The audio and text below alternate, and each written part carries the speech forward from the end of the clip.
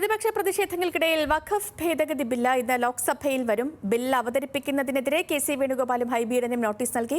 വിഷയത്തിൽ നിലപാട് തീരുമാനിക്കാൻ കോൺഗ്രസ് എംപിമാരുടെ യോഗം അല്പസമയത്തിനകം ചേരും.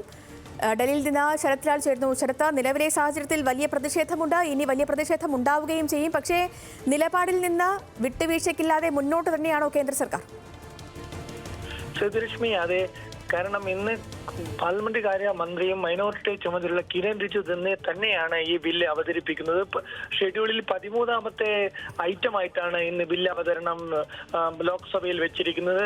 അതുപോലെ തന്നെ രാജ്യസഭയിൽ 2014 വഖഫ് ബില്ല് പിൻവലിക്കാനുള്ള നോട്ടീസും നൽകിയിട്ടുണ്ട്. ഇതൊക്കെ കണക്കിലെടുക്കുമ്പോൾ യാതൊരുവിധ വിട്ടുവീഴ്ചയുമില്ലാതെ ബില്ല് പാർലമെന്റിൽ അവതരിപ്പിക്കുകയും ആ ബില്ല് ഈ നടപ്പ് സമ്മേളനത്തിൽ പാസ്സാക്കാനുള്ള ശ്രമം നടത്തുകയും ചെയ്യുമെന്നാണ് BJP വൃത്തങ്ങൾ നമുക്ക് നൽകുന്ന സൂചന. ഏതായാലും തടസ്സ ഹർജിയുമായിട്ട് കോൺഗ്രസ് എംപിമാർ രംഗത്തെത്തിയിട്ടുണ്ട്. കോൺഗ്രസ് ശക്തമായി ഇതിനെ എതിർക്കുമെന്നാണ് നമുക്ക് ലഭിക്കുന്ന സൂചന. ഏതായാലും ഇന്ന് രാഹുൽ ഗാന്ധി ഇക്കാര്യത്തിൽ കോൺഗ്രസ് പാർലമെന്ററി പാർട്ടി ഈ യോഗത്തിൽ ഇക്കാര്യത്തിൽ ഒരു നിലപാട് വ്യക്തമാക്കും.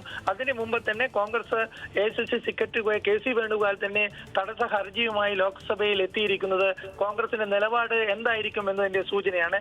എന്തൊക്കെയായാലും ശരി, കോൺഗ്രസ് ഇക്കാര്യത്തിൽ ലീഗിനോടൊപ്പവും ആയിരിക്കും എന്ന കാര്യത്തിൽ ഒരു സംശയവുമില്ല. അതുകൊണ്ട് തന്നെ കോൺഗ്രസിന്റെ എംപിമാരെല്ലാം തന്നെ ബെന്നി ബെഹനാൻ മുതൽ MK രാഘവൻ എല്ലാവരും ഇപ്പോൾ പുതുതായി തടസ്സ ഹർജിയുമായി രംഗത്തെത്തിയിട്ടുണ്ട്. എന്നാൽ ഇവരുടെ നോട്ടീസ് ഏതായാലും സ്പീക്കർ പരിഗണിക്കുമോ ഇല്ലയോ എന്ന് നമുക്ക് പാർലമെന്റ് ബില്ല് അവതരിപ്പിക്കുമ്പോൾ നമുക്ക് മനസ്സിലാവും.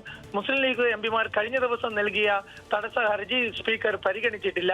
ഏതായാലും അതേ രീതിയിൽ തന്നെയായിരിക്കും സ്പീക്കർ ഈ കോൺഗ്രസ് എംപിമാരുടെ ശരത്ത്, എന്താണെങ്കിലും ഇന്ന് ബില്ല് വരുന്നുണ്ട്.